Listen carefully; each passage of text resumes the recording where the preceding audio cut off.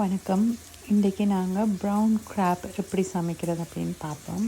அதுக்கு நீங்கள் அந்த ப்ரௌன் கிராப்பை இப்படி க்ளீன் பண்ணி வச்சுக்கொள்ளணும். இன்னொரு கிண்ணத்தில் இந்த மாதிரி அதோட சினையை தனியாக எடுத்து ஒரு குட்டி பாத்திரத்தில் வச்சுருக்கணும்.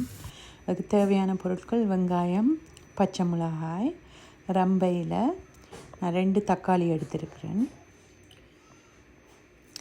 இதில் இஞ்சியும் உள்ளியும் இடித்து வச்சுருக்கிறேன். இப்போ ஒரு பேனில் கொஞ்சோண்டு நல்லெண்ணெய் எடுத்துட்டு அதில் கொஞ்சம் கடுகு போட்டுட்டு பெருஞ்சீரகம், வெந்தயம் போட்டு நல்லா அது வணங்குற வரைக்கும் அதுக்கு பிறகு அதுக்குள்ள வெங்காயம், பச்சை மிளகாயும் நாங்கள் வெட்டி வச்சுருந்த ரம்பை இலையும் போட்டு நல்லா அதை மிக்ஸ் பண்ணி விடுவோம்.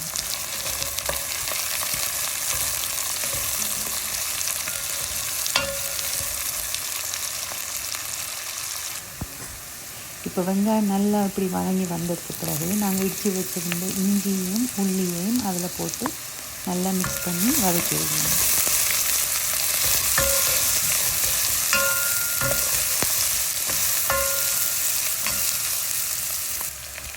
இஞ்சி, வெங்காயம், உள்ளி எல்லாமே நல்லா வதங்கி வந்ததுக்கு பிறகு அந்த 2 தக்காளியையும் இந்த மாதிரி சின்ன சின்ன பீஸாக கட் பண்ணி அது உள்ளே போட்டு நல்லா வதக்க விடணும்.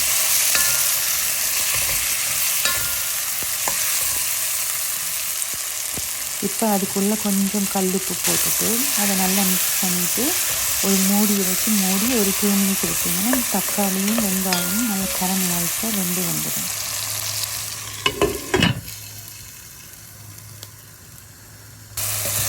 இப்போ பார்த்திங்கன்னா அந்த தக்காளி, இஞ்சி, உள்ளி, வெங்காயம் எல்லாமே நல்லா வதங்கி வந்துட்டு இப்போ நாங்கள் இதில் ஸ்பைசஸ் போடுவோம். ஃபர்ஸ்ட் வெறும் பச்சை மிளகாய் தூள், அதுக்கு பிறகு மஞ்சள், மல்லித்தூள், கொஞ்சோண்டு நான் யூஸ் பண்ணுறது அந்த சிங்ஸ் சப்னா தூள்னு சொல்லி அதில் ஒரு ஸ்பூன் நான் யூஸ் பண்ணேன். நீங்கள் என்ன யூஸ் பண்ணுறீங்களோ அந்த தூள் நீங்கள் யூஸ் பண்ணலாம். அதை இப்போ நல்லா வடிவாக கிண்டி விட்டுட்டு அதுக்குள்ளே நாங்கள் என்ன பண்ணணும்னா அந்த நண்டு நாங்கள் க்ளீன் பண்ணி வச்சுருந்த நண்டை அதுக்குள்ளே போடணும். போட்டுட்டு அதையும் நல்லா மிக்ஸ் பண்ணி விடுவோம்.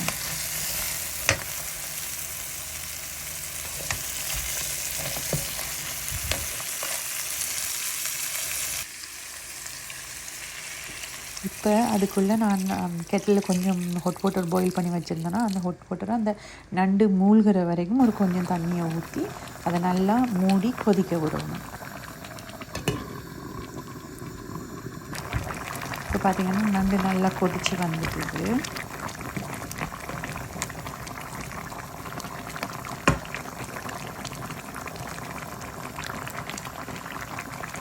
இந்த மாதிரி நண்டு கொதித்து வந்ததுக்கு அந்த சினையை இப்போ நாங்கள் அந்த குழம்புக்குள்ளே போடுவோம். இந்த சினை தான் அந்த குழம்புக்கு நல்ல ஒரு டேஸ்ட்டும் கொடுக்கும், மற்ற ஒரு திக்னஸும் தரும் அந்த கிரேவிக்கு. அதை போட்டுட்டு நல்லா கிண்டி விட்டுட்டு ஒரு கொஞ்சம் நேரம் மூடியை போட்டு மூடி விட்டுட்டு இன்னொரு சின்ன பாத்திரத்தில் கொஞ்சம் சின்ன சீரகமும் ஒரு கொஞ்சம் மிளகும் போட்டு நல்லா வறுத்து எடுக்கணும்.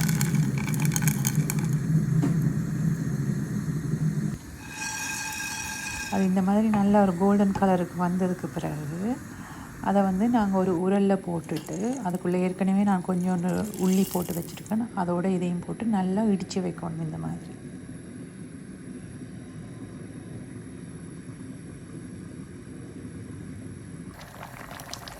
இப்போ அந்த கிரேவி நல்லா கொதித்து நல்லா திக்காக வந்ததுக்கு பிறகு நாங்கள் இடித்து வச்சுருந்த அந்த உள்ளியையும் மிளகு ஜீரகத்தையும் இதுக்குள்ளே போட்டுட்டு நல்லா மிக்ஸ் பண்ணி விடுவோம்.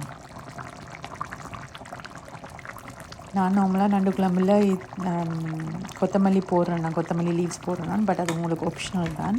அதை போட்டுட்டு இந்த மாதிரி நல்லா கிண்டி விட்டிங்கன்னா இப்போ பார்த்திங்கன்னா கிரேவி நல்லா திக்காக இருக்குது. கொஞ்சம் தண்ணி வற்றி அந்த கிரேவி கொஞ்சம் திக்காக வந்தாலும் நீங்கள் உப்பு டேஸ்ட் எல்லாத்தையும் பார்த்துட்டு அடுப்பு ஆஃப் பண்ணி விட்டுடலாம்.